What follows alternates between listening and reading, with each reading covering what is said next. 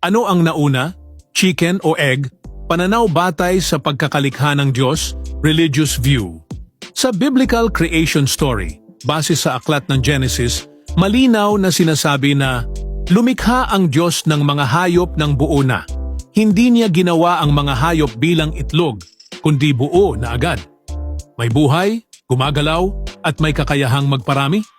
Kaya sa pananampalatayang Kristiyano, chicken ang nauna.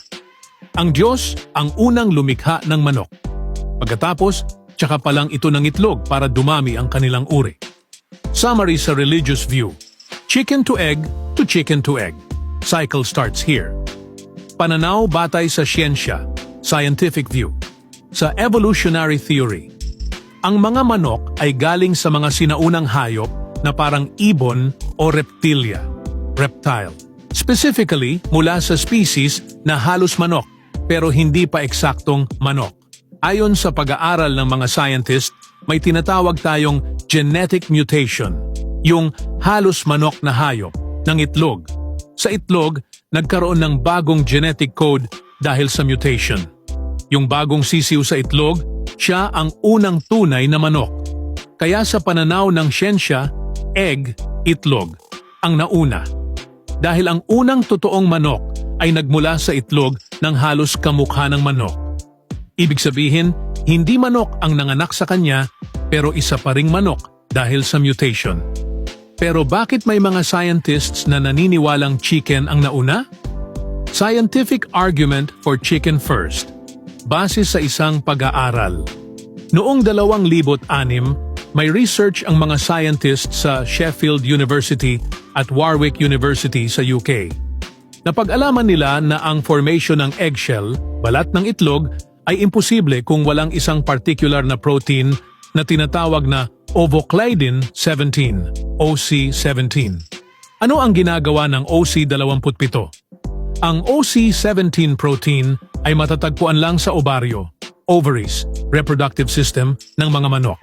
Ang proteinang ito ang responsable kung bakit nabubuo ang matigas na shell ng itlog. So, ano ibig sabihin nito? Kung kailangan ng OC17 para makagawa ng itlog, at ang OC17 ay matatagpuan lamang sa katawan ng manok. Ibig sabihin, dapat may manok muna bago magkaroon ng itlog. Ito ang pinakasimpleng paliwanag. Ang eggshell ay kailangan ng OC17.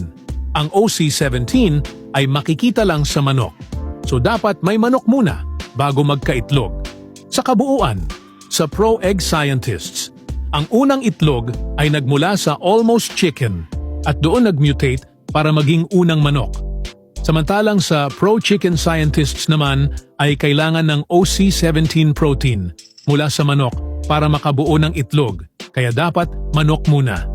Sa konteksto ng evolution view ay itlog, egg, ang nauna. Sa protein formation view, OC17, manok, chicken, ang nauna. Pareho silang may scientific basis, pero nakadepende kung anong angle ito tinitingnan. Sa pinaka-conclusion, ito ay depende kung saan ka titingin o maniniwala. Kung magbabase ka sa pananampalatayang Kristiyano, chicken, manok, ang nauna dahil nilikha sila ng Diyos ng buo na. Kung magbabase ka naman sa siyensya, science, ang manok o ang egg, itlog, ang nauna kasi galing ito sa evolution o sa OC17 protein. It's not about who's right, it's about which perspective you choose to focus on. Science can support both answers depending on the framework. So, ano nga ba sa tingin mo? Chicken o itlog? Drop your sagot sa comments. Baka ikaw pa makahanap ng sagot sa matagal ng debate. Gusto mo pa ng ganitong mind-blowing na tanong? Follow mo na at huwag magpahuli. See you sa next video.